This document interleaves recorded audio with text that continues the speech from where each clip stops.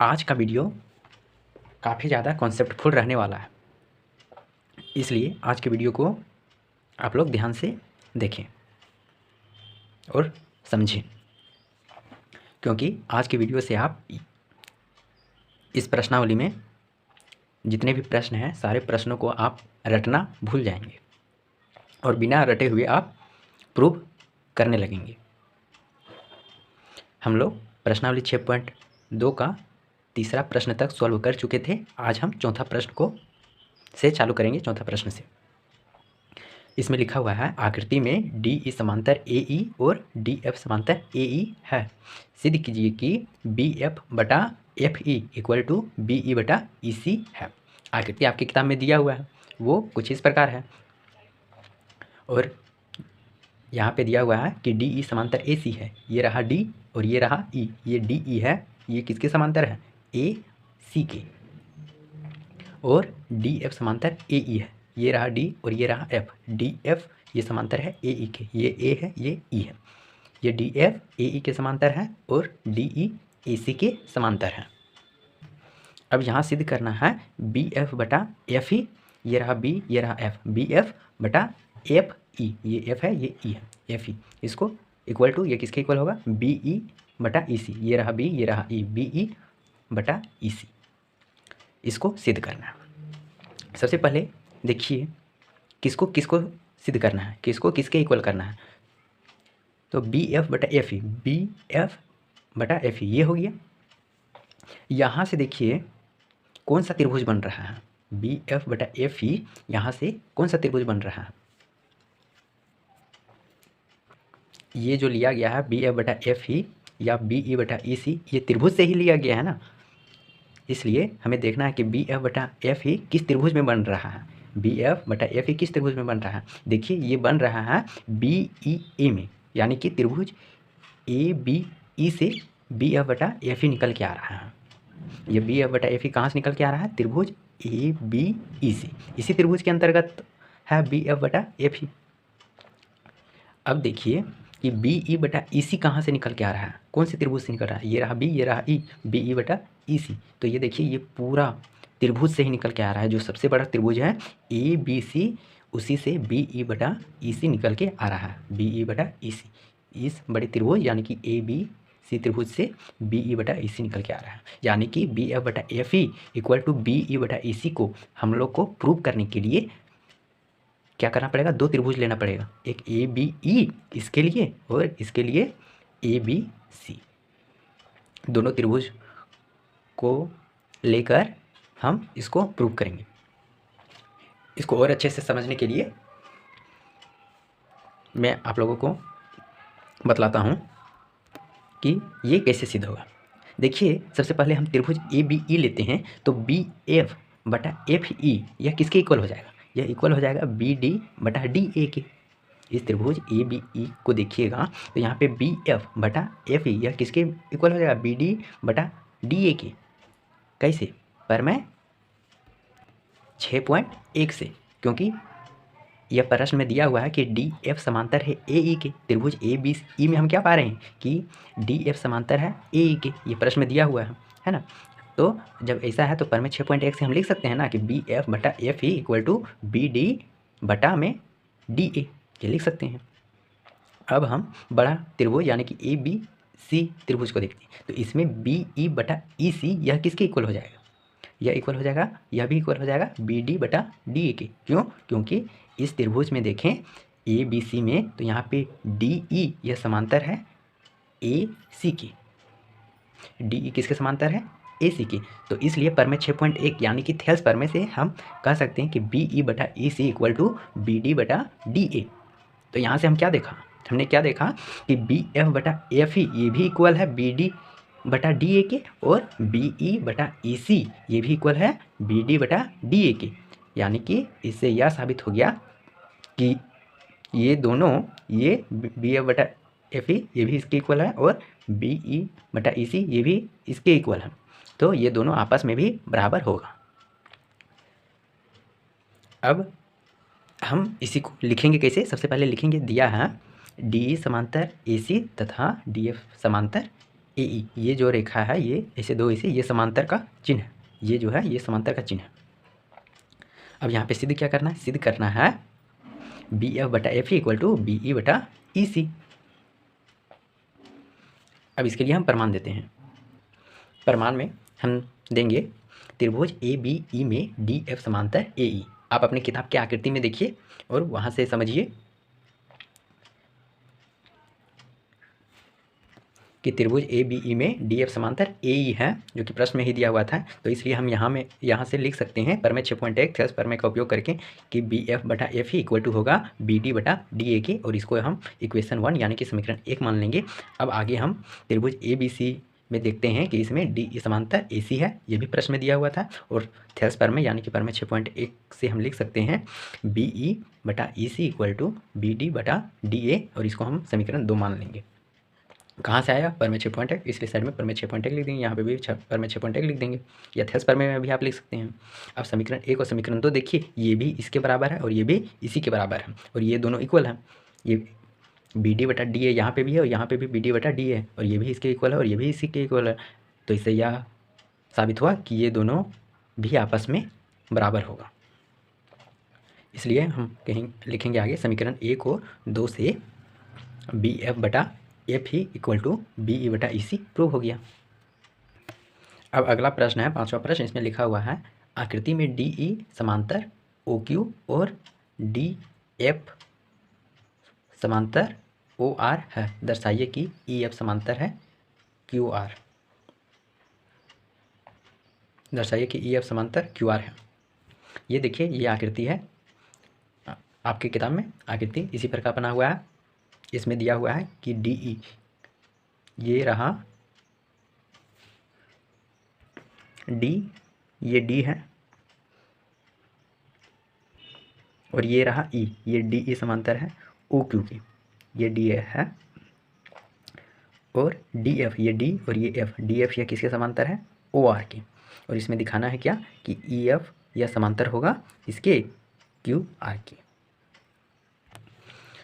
अब इसको कैसे सिद्ध करेंगे, सबसे पहले देखिए यहाँ पे दिया हुआ है प्रश्न में कि डी ई समांतर है ओ क्यू की। तो यहाँ पे कौन सा त्रिभुज बन रहा है, तो यहाँ पे त्रिभुज बन रहा है पी ओ क्यू। डी समांतर ओ क्यू में कौन सा त्रिभुज बन रहा है, पी ओ क्यू, ये त्रिभुज बन रहा है। तो यहाँ पे इस त्रिभुज को लेना है, और डी एफ समांतर ओ आर, डी एफ, ये डी एफ समांतर है ओ आर की। तो यहाँ पे कौन सा त्रिभुज बन गया, यहाँ पे पी ओ आर बन गया। तो इन दोनों त्रिभुज से हम इसको प्रूव कर सकते हैं। कैसे, यदि हम पी ओ क्यू के लेते हैं त्रिभुज पी ओ क्यू को, तो इसमें दिया हुआ है कि डी समांतर ओ क्यू है, तो इसलिए हम लिख सकते हैं कि पी ई बटा ई क्यू इक्वल हो जाएगा पी डी बटा डी ओ।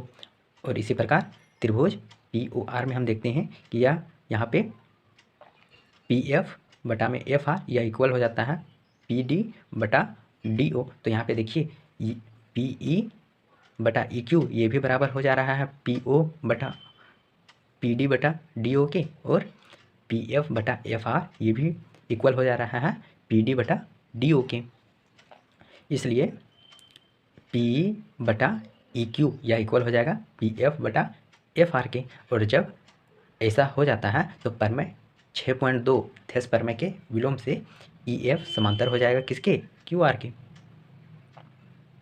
वही चीज़ हमें इसके सॉल्यूशन में लिखना है। सबसे पहले लिखना है, दिया है डी ई समांतर ओ क्यू तथा डी एफ समांतर ओ आर, और सिद्ध करना है ई एफ समांतर क्यू आर। अब इसके लिए हम प्रमाण देंगे। प्रमाण में हम लेंगे त्रिभुज पी ओ क्यू में डी ई समांतर ओ क्यू है, इसलिए पी ई बटा E Q equal to P D बटा डी ओ, और इसको हम समीकरण 1 मान लेंगे। उसी प्रकार त्रिभुज पी ओ आर में डी एफ समांतर ओ आर, यानी कि प्रमेय 6.1 से थेल्स प्रमेय से हम लिख सकते हैं पी एफ बटा F R equal to P D बटा डी ओ, और इसको समीकरण 2 मान लेंगे। अब देखिए ये भी इसके बराबर है और ये भी इसके बराबर है, और ये दोनों आपस में बराबर है, ये दोनों एक ही है, तो ये दोनों भी बराबर हो जाएगा। इसलिए हम लिखेंगे समीकरण 1 और समीकरण 2 से हम पाते हैं कि पी ई बटा E Q equal to P F बटा एफ आर है। और अब हम प्रमेय 6.2 लगाएंगे थेल्स प्रमेय का विलोम, कि जब इस प्रकार रहेगा तब समांतर हो जाता है। इसके आगे लिख देंगे, इसलिए ये हो गया, तो इसलिए डी ई समांतर हो जाएगा किसके, ओ क्यू के, सॉरी क्यू आर के, नहीं, इसलिए ई एफ समांतर हो जाएगा क्यू आर के। और यहाँ पे लिख देंगे परमय 6.2 यानी कि थेल्स परमय के विलोम से। अब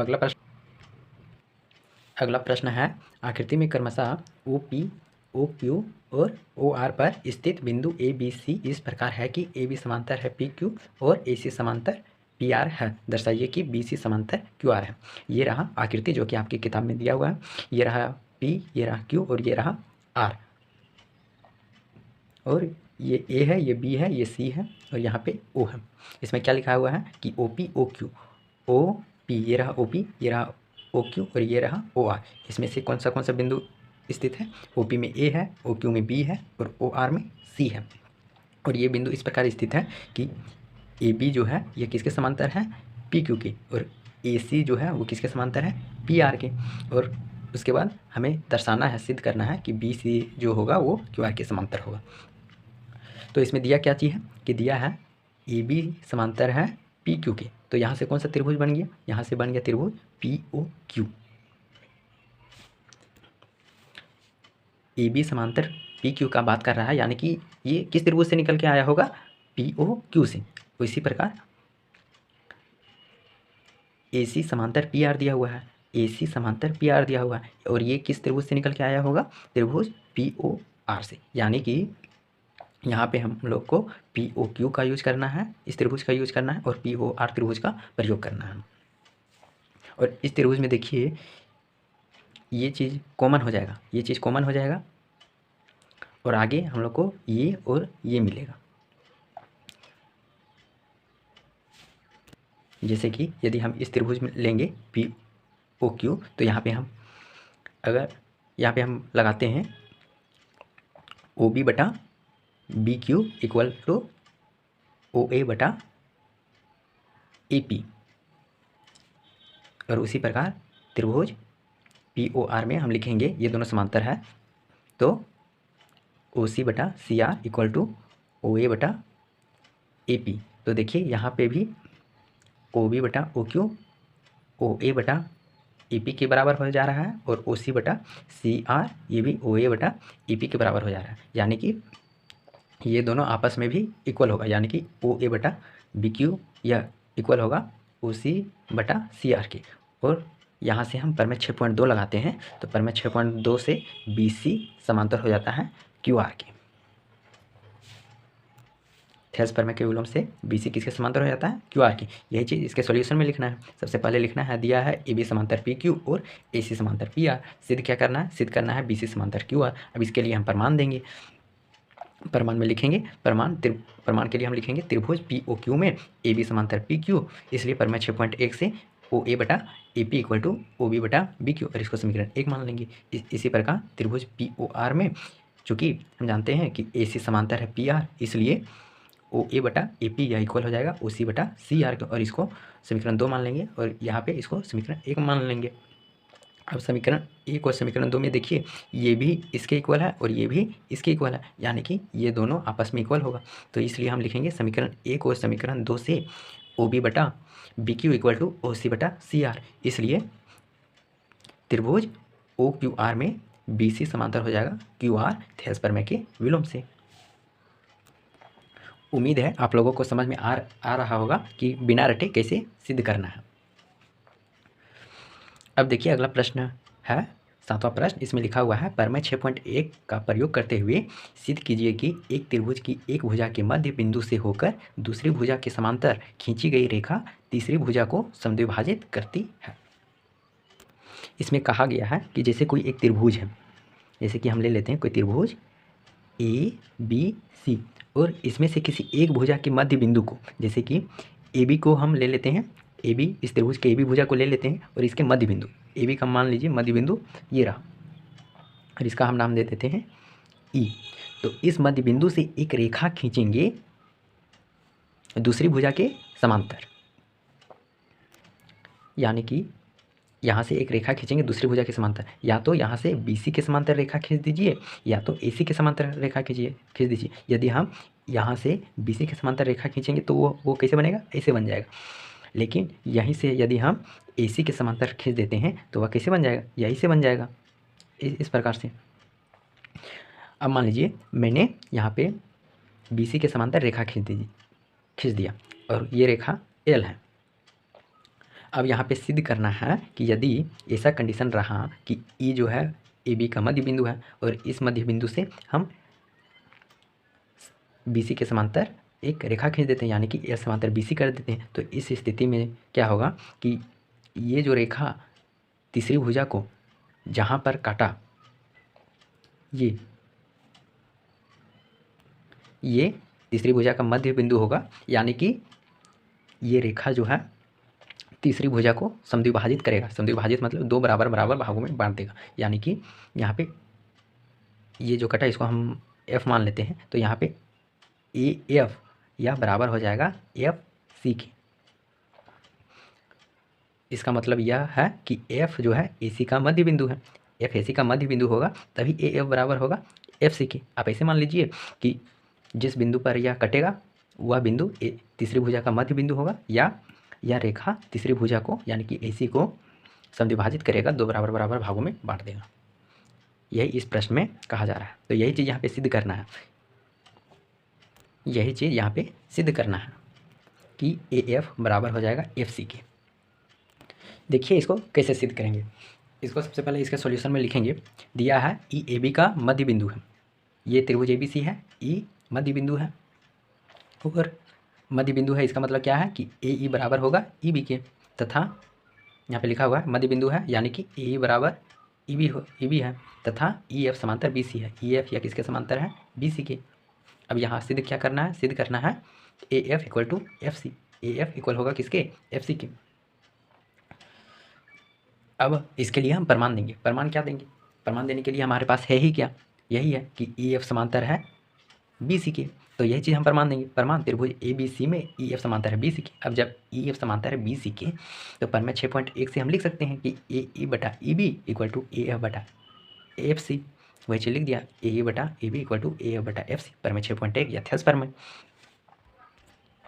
अब देखिए AE यह बराबर है EB के, यानी कि EB की जगह हम AE को लिख सकते हैं। क्यों, क्योंकि AE जो बराबर है EB के। क्यों, क्योंकि E जो है वो AB का मध्य बिंदु है, इसलिए यहाँ पे EB के जगह पर हम AE लिखेंगे। इसलिए यहाँ पे लिखें AE बटा AE इक्वल टू AF बटा FC। अब AE कट गया तो क्या आ गया, 1/1, यानी कि 1 हम लिख सकते हैं, या 1/1 लिख दीजिए, 1/1 इक्वल टू AF बटा FC। अब यहाँ से हम AF का वैल्यू निकालते हैं तो आता है AF इक्वल टू FC, और यही चीज़ तो हमें प्रूव करना था, AF equal to FC prove. ऐसा ही प्रूव हो गया। हमें कुछ करना है, कुछ नहीं करना है, जो दिया हुआ है उसी से प्रूव करना है। यहाँ पे देखिए, यहाँ पे क्या दिया हुआ था, समांतर दिया हुआ था, तो समांतर लेके AE बटा EB किए, AF बटा FC कर दिए। अब दिया क्या चीज़ था, मध्य बिंदु था, तो मध्य बिंदु में दिया हुआ था, तो मध्य बिंदु से हमें यह मालूम चल गया कि AE बराबर है EB के। तो वही चीज़ जहाँ पे EB था उसके जगह पर हमने AE को बिठा दिया, उसके जगह पर हम AE को लिख दी, उसके बाद सॉल्व कर दी, प्रूव हो गया अपने आप। अब देखिए अगला प्रश्न, 8वां प्रश्न। इसमें लिखा हुआ है प्रमेय 6.2 का प्रयोग करते हुए सिद्ध कीजिए कि एक त्रिभुज की किन्हीं दो भुजाओं के मध्य बिंदुओं को मिलाने वाली रेखा तीसरी भुजा के समांतर होती है। इसमें क्या कहा गया है, इसमें कहा गया है कि कोई त्रिभुज है, जैसे कि ये त्रिभुज है ABC, और इस त्रिभुज में दो भुजा के मध्य बिंदु, जैसे कि हम यहाँ पे एक भुजा AB ले लेते हैं और अगला भुजा AC ले लेते हैं, और इन दोनों का मध्य बिंदु मान यहाँ पे AB का मध्य बिंदु D है और AC का मध्य बिंदु E है।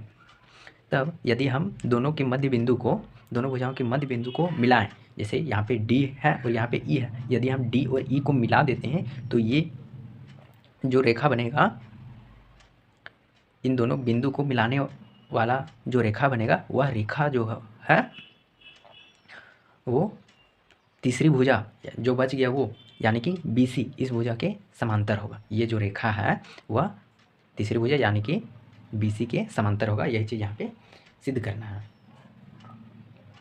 यहाँ पे दिया क्या चीज़ है, यहाँ पे ये दिया हुआ है कि डी और ई मध्य बिंदु है ए बी और ए सी का, और यदि हम डी और एफ से को मिलाने वाला एक रेखा खींच देते हैं तो वह रेखा तीसरी भुजा यानी कि बी सी के समांतर होगा। ये हमें सिद्ध करना है। हमें ये बस यहाँ पे इतना ही दिया हुआ कि ये दोनों डी और ई मध्य बिंदु है, ये दिया हुआ है, और हमें ये सिद्ध करना है कि यदि इन दोनों मध्य बिंदु को मिलाने वाला कोई एक रेखा खींच देते हैं तो यह जो रेखा है वो तीसरी भुजा यानी कि बीसी के समांतर होगा। यह हमें सिद्ध करना है।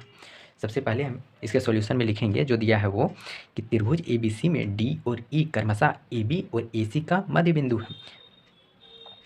अब मध्य बिंदु है इसका मतलब क्या है कि AD बराबर DB है, AD बराबर DB है, और E AC का मध्य बिंदु है यानी कि AE बराबर EC है। वही चीज़ लिखे हैं, इसलिए AD इक्वल टू DB तथा AE इक्वल टू EC। अब हमें सिद्ध क्या करना है, सिद्ध करना है कि DE समांतर हो जाएगा BC के। ये DE किसके समांतर हो जाएगा, BC के। ये चीज़ सिद्ध करना है यहाँ पे। तो हम लोगों को DE समांतर BC यहाँ पे सिद्ध करने के लिए क्या करना होगा। तो प्रमेय 6 पॉइंट कहता है, प्रमेय 6.2 से हम कह सकते हैं कि यदि यहाँ पे AD बटा DB यह इक्वल हो जाता है AE बटा EC के, तब हम कह सकते हैं कि DE समांतर BC है। तो यहाँ पे हम ये भी लिख सकते हैं कि हमको सिद्ध तो करना है कि DE समांतर BC है, लेकिन हमें मेनली क्या सिद्ध करना है, हम लोग को मेनली सिद्ध करना है कि AD बटा DB यदि यह इक्वल हो जाता है AE बटा EC के, तो प्रमेय 6.2 से हम कह सकते हैं कि DE यह समांतर हो जाएगा किसके, BC के। हमें ये सिद्ध करना है, टारगेट यहाँ है, ये आ गया तो इसका मतलब है कि ये आ गया। देखिए कि हम अब इसको कैसे सिद्ध करते हैं। यहाँ पे ध्यान दीजिए कि हमें ये तो प्रूव करना है, लेकिन ये प्रूव करेंगे कैसे। यदि हम AD बटा DB को किसी के इक्वल लाते हैं, जैसे कि AE बटा EC के इक्वल हम नहीं लाएं, किसी चीज़ के इक्वल लाएं। AD बटा DB को हम किसी चीज़ के इक्वल लाएं, मान के चलिए AD बटा DB x के इक्वल आ गया। ठीक, ये किसके इक्वल आ गया, x के इक्वल आ गया। AD बटा DB किसके इक्वल आ गया, x के इक्वल आ गया। और AE बटा EC भी यही x के बराबर आ जाता है, तो ये दोनों आपस में बराबर हो जाएगा। ये बात भी याद रखना है कि यदि AD बटा DB x के बराबर हो जाता है, मान लीजिए किसी भी चीज़, मान लीजिए वह x है, x के बराबर हो जाता है, और AE बटा EC भी x के बराबर आ जाता है, तो ये दोनों आपस में बराबर हो जाएगा। AD बटा DB का वैल्यू x आ गया, और AE बटा EC का वैल्यू भी x आ गया, दोनों का वैल्यू x आ गया, तब ये दोनों भी आपस में बराबर हो जाएगा। देखिए अब इसका प्रमाण हम क्या देते हैं। देखिए प्रमाण में हम लिखते हैं AD बटा DB, AD बटा DB इक्वल टू AD बटा AD। DB की जगह हम AD करते हैं, लिख देते हैं। क्यों, क्योंकि हमें पता है कि यहाँ पे AD जो है वो इक्वल है DB के, तो यहाँ पे AD बटा DB की जगह को हम लिख सकते हैं AD बटा AD। DB की जगह AD लिखना है, तो यहाँ से AD कट गया, इक्वल टू 1 आ गया, यानी कि AD बटा DB कितना आ गया, इक्वल टू 1। इसके बाद आगे देखिए, तथा AE बटा EC, AE बटा ये E है, AE बटा EC इक्वल टू AE बटा AE। क्यों, क्योंकि AE है वो इक्वल है किसके, EC के। चूँकि AE इक्वल टू EC है, इसलिए हम EC के जगह पर AE लिख सकते हैं, EC के जगह पर AE लिख सकते हैं, क्योंकि ये दोनों आपस में बराबर है। इसलिए EC की जगह यदि हम AE लिख देते हैं तब क्या बन जाता है, AE बटा AE, और इसका वैल्यू भी 1 आ जाता है।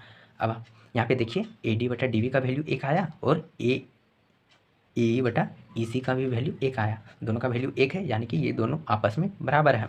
तो हम लिख सकते हैं, और यहाँ पे जो 1 आया इसका वैल्यू, इसको हम समीकरण 1 मान लेते हैं और इसको हम समीकरण 2 मान लेते हैं। अब हम यहाँ पे लिख सकते हैं समीकरण 1 और 2 से AD बटा DB इक्वल टू E बटा EC, और यही चीज़ तो हमको प्रूव करना था। ये प्रूव हो गया, तो हम प्रमेय 6.2 से कह सकते हैं कि DE समांतर BC। कैसे, प्रमेय 6.2 यानी कि थेल्स प्रमेय के विलोम से, ये हम लिख सकते हैं। अब आप लोगों को पता चल गया होगा कि वीडियो के शुरुआत में मैंने आप लोगों से ऐसा क्यों कहा कि आज का वीडियो कॉन्सेप्टफुल रहने वाला है। उम्मीद है कि अभी तक मैंने जितना प्रश्नों को बतलाया है उनमें से आप लोग प्रश्नों को बिना याद रखे हुए उसको आप सॉल्व कर सकते हैं। अब अगला प्रश्न जो कि 9वां प्रश्न है, उसमें लिखा हुआ है ABCD एक समलंब है जिसमें AB समांतर DC है तथा इसके विकर्ण परस्पर बिंदु O पर प्रतिच्छेद करते हैं। दर्शाइए कि AO बटा BO इक्वल टू CO बटा DO है। जैसे कि मान लीजिए ABCD एक समलंब है और समलंब है तो इसमें कौन कौन भुजा समांतर है? AB भुजा DC के समांतर। समलंब में 2 भुजा समांतर होता है, लेकिन कौन भुजा समांतर है ये चीज़ यहाँ पे दे दिया है। AB यह भुजा समांतर है DC की। तो देखिए ये रहा यहाँ पे, ये रहा ABCD समलंब, ये ABCD समलंब रहा। यहाँ पे AB जो है AB यह समांतर है DC की और ये दोनों असमांतर भुजा हो गया AD और BC, है ना। अब यहाँ पे इस समलंब का विकर्ण AC और BD बिंदु O पर प्रतिच्छेद कर रहा है। देखिए यहाँ पे ये बिंदु O पर प्रतिच्छेद कर रहा है, इस पर ध्यान मत दीजिए। EO पर जो दिया गया है उसी पर ध्यान दीजिए। अब यहाँ पे दर्शाना क्या है? AO बटा BO इक्वल टू CO बटा DO।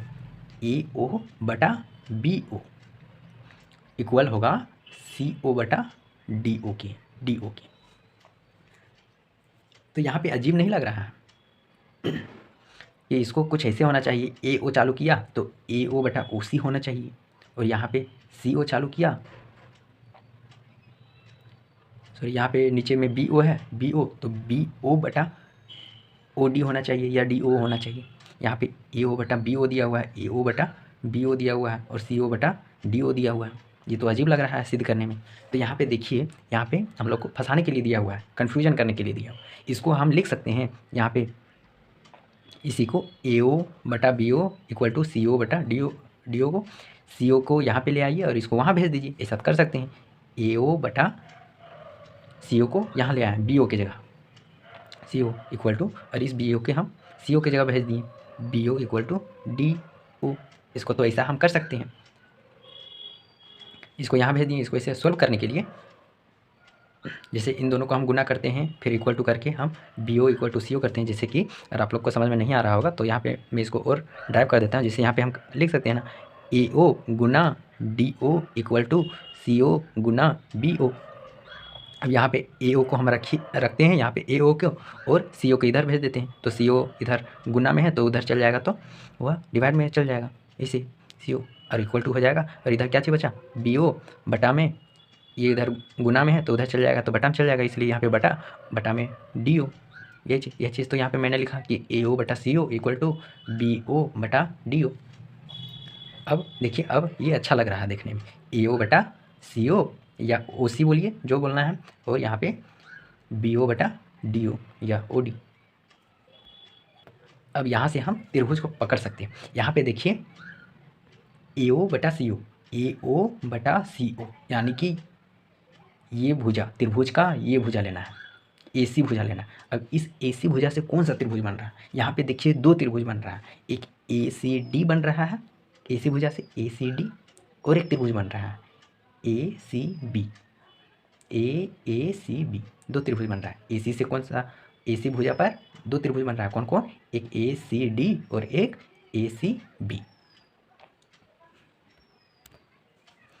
अब यहाँ पे देखिए BO बटा DO को, यहाँ पे देखिए कौन सा त्रिभुज बन रहा है, ये रहा BO और ये रहा DO, यानी कि इन दोनों को मिला देते हैं तो बन जाता है भुजा DB या BD भुजा बन जाता है। अब इस BD भुजा से कौन सा त्रिभुज बन रहा है? यहाँ पे भी 2 त्रिभुज बन रहा है, एक BDC ये त्रिभुज बन रहा है BDC, एक ये त्रिभुज बन रहा है BDC, और एक त्रिभुज बन रहा है BDA ये त्रिभुज बन रहा है। इसमें भी 2 त्रिभुज बना BD में, और यहाँ पे AC में भी 2 त्रिभुज बना, लेकिन दोनों में से एक ही त्रिभुज को हम लोग को लेना है सिद्ध करने के लिए, और उसी त्रिभुज को लेना है जो किसी के साथ कॉमन हो। जैसे कि कॉमन का बात करें तो देखिए यहाँ पे यदि हम AC में हम त्रिभुज को लेते हैं ADC या ACD, जो भी बोले, ACD बोलिए या ADC बोलिए, इस त्रिभुज को लेते हैं तो BD में कौन सा त्रिभुज को लेना पड़ेगा? BDA त्रिभुज को लेना पड़ेगा, तभी AD जो होगा वो ये भुजा दोनों में कॉमन आएगा। दोनों में उसी त्रिभुज को लेना है जिस त्रिभुज में एक भुजा दोनों में कॉमन हो जाए। तो यहाँ पे यदि हम AC में ACD को लेते हैं, AC भुजा से हम त्रिभुज ACD को लेते हैं, तो हमें BD से कौन सा लेना पड़ेगा? तो यहाँ पे लेना पड़ेगा BDA, इस त्रिभुज को लेना पड़ेगा BDA। तभी यहाँ पे इन दोनों त्रिभुज में देखिए BDA और ACD में AD जो है वो दोनों में कॉमन आ रहा है, दोनों में कॉमन है। और यदि हम इसको ना लें, ACD त्रिभुज को ना लें, ACD त्रिभुज को ना लें, यदि हम यहाँ पे ACB त्रिभुज को लें, ACB त्रिभुज को लें, तो यहाँ पे BD से हमें कौन सा त्रिभुज लेना पड़ेगा? BDC वाला त्रिभुज लेना पड़ेगा, BDC ये वाला त्रिभुज लेना पड़ेगा। अगर हम ये त्रिभुज लेते हैं ACB त्रिभुज लेते हैं, तो यहाँ पे कौन सा त्रिभुज लेना पड़ेगा? BDC ये वाला त्रिभुज लेना पड़ेगा।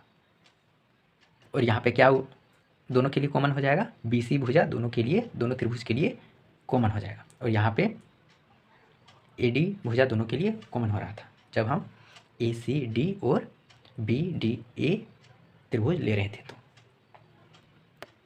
हमें तो सॉल्यूशन एक ही बार करना है, 2 बार तो करना है नहीं। तो हम मान लेते हैं कि मैंने यहाँ पे त्रिभुज ACD चुना और BDA त्रिभुज को चुना। तो यहाँ पे हम लोग को देखिए हमें सिद्ध क्या करना है? BO/DO ये तो करना है। ये तो इसी से ये वाला आया, तो यहाँ से हम यहाँ ले जा सकते हैं। यहाँ से मैंने यहाँ लाया तो यहाँ से हम यहाँ ले जाएंगे। तो जनरली हमें ये चीज़ सिद्ध करना है। तो हमें सिद्ध क्या करना है? AO/CO equal to BO/DO।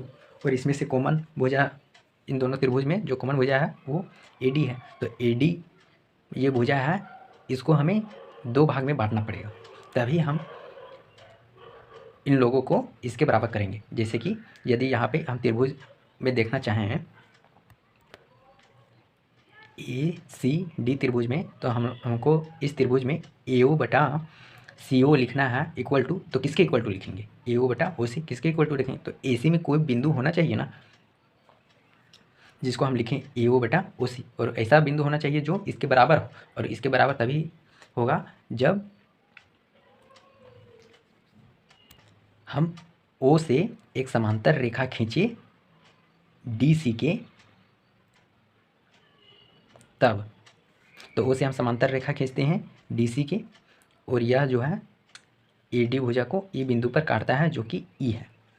अब देखिए त्रिभुज ACD में AO/OC इक्वल हम लिख सकते हैं AE/ED के। पर मैं 6.1 से AE/ED क्यों लिख सकते हैं? क्योंकि यहाँ पे जो OE जो है यह जो है किसके समांतर है? CD के समांतर है। OE किसके समांतर है? CD के समांतर है। इसलिए हम लिख सकते हैं AO/OC इक्वल टू AE/ED। अब यहाँ पे देखिए जब OE समांतर है CD के, तो OE समांतर होगा AB के, क्योंकि AB और CD दोनों समांतर था और ये भी इसी के समांतर है। तो ये तीनों आपस में क्या होगा? समांतर हो गया। ये तीनों आपस में समांतर है। तो इसलिए यहाँ पे भी, यहाँ के त्रिभुज में भी हम लिखेंगे, जैसे कि त्रिभुज यहाँ पे कौन सा है? ABD है। ABD ये त्रिभुज है, या BDA बोलिए, जो भी बोलना है, BDA। तो BDA त्रिभुज में हम क्या लिखेंगे कि BO/DO या किसके इक्वल हो जाएगा? AE/ED के। अब देखिए इस त्रिभुज में भी AE/ED के बराबर था ये चीज़, और इस त्रिभुज में ये चीज़ AE/ED के ये भी बराबर है। तो यहाँ से पता चल जाता है कि AO/CO यह इक्वल हो जाता है BO/DO के। देखिए अब इसके सॉल्यूशन में हमें किस प्रकार लिखना है। सबसे पहले लिखना है, दिया है समलंब, यह लिखेंगे दिया है ABCD एक समलंब है जिसमें AB समांतर DC है। अब हमें सिद्ध करना है AO बटा BO इक्वल टू CO बटा DO। अब इसके लिए हमने रचना किया था कि EO समांतर DC समांतर AB खींचा, रचना क्यों की इसका कारण भी मैंने बता दिया। प्रमाण, अब इसके लिए हम प्रमाण देंगे इसको सिद्ध करने के लिए कि त्रिभुज ADC में EO समांतर DC है, तब इसलिए हम लिख सकते हैं प्रमेय 6.1 से कि AE बटा ED इक्वल टू AO बटा OC हो जाएगा, और इसको हम समीकरण 1 मान लेंगे। आप किताब में आकृति को देखते रहिए, जब मैं ये सब लिखता हूँ तब कि त्रिभुज ADC में EO समांतर है DC, आप आकृति में देखिए कि हाँ त्रिभुज ADC में EO समांतर DC है, तो इसको हम लिख सकते हैं AO बटा ED इक्वल टू AO बटा OC। इस प्रकार करने से आपको समझने में आसानी होगा। अब आगे लिखते हैं त्रिभुज DAB में EO समांतर AB, इसलिए DE बटा EA इक्वल टू DO बटा OB, प्रमेय 6.1 से यानी कि थेल्स प्रमेय से। अब इसी को यहाँ पे पलट देना है, जैसे यहाँ पे EA बटा DE था, तो इसको पलट के कर देना है AE बटा ED, फिर इक्वल टू इधर पलटे हैं तो इधर भी पलटेंगे तभी इक्वल होगा, तो ये इधर भी पलट देना है OB बटा OD, और इसको समीकरण 2 मान लेना है। अब समीकरण 1 और समीकरण 2 से देखिए, समीकरण 1 और समीकरण 2 से हम पाते हैं कि AO बटा OC या इक्वल हो जाता है BO बटा OD। क्यों? क्योंकि यह जो जिसके इक्वल है ये भी उसी के इक्वल है, तो इसलिए ये दोनों भी आपस में बराबर होगी। अब ये हम लोग ला दिए, तो यहाँ से अब हम लिख सकते हैं AO और BO को यहाँ पे भेज दिए और OC को वहाँ पे भेज दिए BO की जगह, तो AO बटा BO इक्वल टू OC बटा OD। ये प्रूव करना था, प्रूव हो गया। मैंने इस प्रश्न को त्रिभुज ACD और त्रिभुज BDE का प्रयोग करके बनाया है। आप लोग घर में इसी प्रश्न के सॉल्यूशन को आप त्रिभुज BDC और त्रिभुज ACB का प्रयोग करके बनाइए, और यहाँ पे भी आप लोगों को रेखा खींचना होगा। ये रेखा इधर खींचा गया, तो ये रेखा आप यहाँ से यहाँ खींच लीजिएगा, इसी AB समांतर DC के समांतर आप यहाँ एक रेखा खींच लीजिएगा इधर, ठीक। और यहाँ पे इस रेखा का नाम दे दीजिएगा, यहाँ पे जो कटेगा उस पॉइंट को नाम दे दीजिएगा F, और बाकी इसी प्रकार से बना दीजिएगा। अब देखिएगा कि उस प्रकार से भी इसका सॉल्यूशन हो जाता है, ये चीज़ सिद्ध हो जाता है। अब अगला प्रश्न जो कि 10वां प्रश्न है, ये भी सेम 9वें प्रश्न के अनुसार ही है, उसी तरह है। कैसे उसी प्रकार है देखिए, इसमें लिखा हुआ है एक चतुर्भुज ABCD के विकर्ण परस्पर बिंदु O पर इस प्रकार प्रतिच्छेद करते हैं कि AO बटा BO इक्वल टू CO बटा DO है। दर्शाइए कि ABCD एक समलम है। उसमें दिया हुआ था कि ABCD समलम है, तो इसको सिद्ध करना था, और इसमें ये चीज़ दिया हुआ है और इसमें उल्टा सिद्ध करना है कि ABCD एक समलम है। तो देखिए इसमें क्या करना है, इसमें सबसे पहले लिखना है, इसके सॉल्यूशन में दिया है चतुर्भुज ABCD में विकर्ण AC तथा BD परस्पर बिंदु O पर प्रतिच्छेद करते हैं, जिससे कि AO बटा BO इक्वल टू CO बटा DO है। ये चीज़ दिया हुआ है, और यहाँ पे सिद्ध करना है कि ABCD जो है चतुर्भुज एक समलम है, यानी कि यहाँ पे सिद्ध करना है कि AB जो है वो समांतर होगा DC के। ये AB है और ये DC है, ये दोनों एक दूसरे के समांतर है, AB समांतर DC है, इसको सिद्ध करना है, सिद्ध हो जाएगा तो हम कह सकेंगे कि ABCD एक समलम है। इसके लिए हम क्या करते हैं, AB को एक किसी दूसरे रेखा के समांतर सिद्ध कर लेते हैं और DC को भी उसी रेखा के समांतर सिद्ध कर देते हैं। तब जैसे कि AB समांतर DC समांतर, मान लीजिए कोई एक रेखा L है, जैसे कि AB का समांतर L, इसको हम प्रूव कर दें, और DC को भी समांतर L प्रूव कर दें, तो ये दोनों भी आपस में समांतर हो जाएगा। इन दोनों से हम इसको लिख सकते हैं कि AB समांतर DC समांतर L। तो इसलिए यहाँ पे एक रेखा खींचना है, एक रचना करना है, जैसे कि यहाँ पे रचना किया गया है EO और EO समांतर सबसे पहले खींचना है DC के समांतर खींच लीजिए या AB के समांतर खींच लीजिए। मान लीजिए EO को हम DC के समांतर खींच लिए, तो प्रूव करना है सबसे पहले इसको हम इसके समांतर खींच लिए, तो अब हमें ये प्रूव करना है कि ए बी जो है ये भी इसके समांतर होगा। और जब ए बी भी इसके समांतर प्रूव हो जाएगा तो ये दोनों आपस में समांतर हो जाएगा। देखिए इसको कैसे सिद्ध करते हैं। सॉल्यूशन करते करते अपने यह सिद्ध हो जाएगा। जैसे कि ये दिया हुआ है ए ओ बटा बी ओ इक्वल टू सी ओ बटा डी ओ, इसको हम इक्वेशन 1 मान लेते हैं, यानी कि इसको हम समीकरण 1 मान लेते हैं। इसको समीकरण 1 मान लिए। अब सिद्ध हमें क्या करना है कि ए बी समांतर डी से सिद्ध करना है। तो इसके लिए हम रचना किए कि ई ओ समांतर है डी सी, ई ओ समांतर डी सी खींचा। अब प्रमाण देते हैं त्रिभुज ए डी सी में ई ओ समांतर है डी सी के। अब जब समांतर है इसलिए हम लिख सकते हैं ए ओ बटा ओ सी इक्वल टू ए ई बटा ई डी, परमय 6.1 से, यानी कि थेल्स के परमय से। और इसको हम समीकरण 2 कर देंगे। अब समीकरण 1 देखिए और समीकरण 2 देखिए। समीकरण 1 और 2 से मिलता है हम लोग को बी ओ बटा डी ओ इक्वल टू ए बटा ई डी। अब इसको हम पलट देते हैं, डी ओ नीचे है तो इसको ऊपर कर देते हैं और बी ओ को नीचे कर देते हैं। अब जब इधर उल्टे हैं, इधर पलट दिए हैं, इसलिए इधर भी हमें पलटना पड़ेगा, यानी कि इधर क्या हो जाएगा डी बटा ई ए हो जाएगा, यानी कि ये मिल जाएगा डी ओ बटा B O equal to D E बटा ई ए।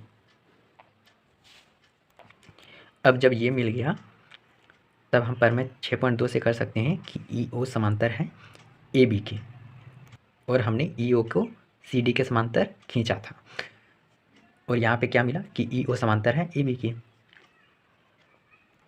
ई ओ समांतर ए बी का मिला, ई ओ समांतर ए बी मिला, और ई ओ समांतर डी सी हमने खींचा था। तो इन दोनों से हम कर सकते हैं कि ए बी यह समांतर है इसका डी सी के, यानी कि हम कहेंगे जबकि ए बी सी डी एक समलंब है, या हम कहेंगे यहाँ से ए बी सी डी, इसलिए ए बी सी डी एक क्या है समलंब है। यहाँ पे देखिए, यहाँ पे हमने खींचा था ई ओ समांतर डी सी, ये तो हमने खींचा था कि ई ओ समांतर डी सी, और हमें क्या प्रूव करना था ई ओ समांतर ए बी, ई ओ समांतर ए बी। और ये कब प्रूव होता, ई ओ समांतर ए बी कब प्रूव होता, जब डी ओ बटा बी ओ इक्वल हो जाता डी ई बटा ई ए के। देखिए डी ओ बटा बी ओ यह इक्वल हो जाता डी ई बटा ई ए के, तभी हम कहेंगे कि ये ई ओ है वो किसके समांतर हो जाएगा ए बी के, परमय 6.2 से, यानी कि थेल्स परमय के विलोम से। आज का वीडियो काफ़ी लंबा हो गया है, काफ़ी बड़ा हो गया है, लेकिन इसका फ़ायदा यह हुआ कि अभी तक हमने जितने प्रश्नों को सॉल्व किया है ये सारे प्रश्न अब आसानी से बनने लगेंगे और बहुत ही कम समय में बनने लगेंगे इस लंबा वीडियो के माध्यम से। अब मिलेंगे अगले वीडियो में, तब तक हंसते खेलते पढ़ते रहिए।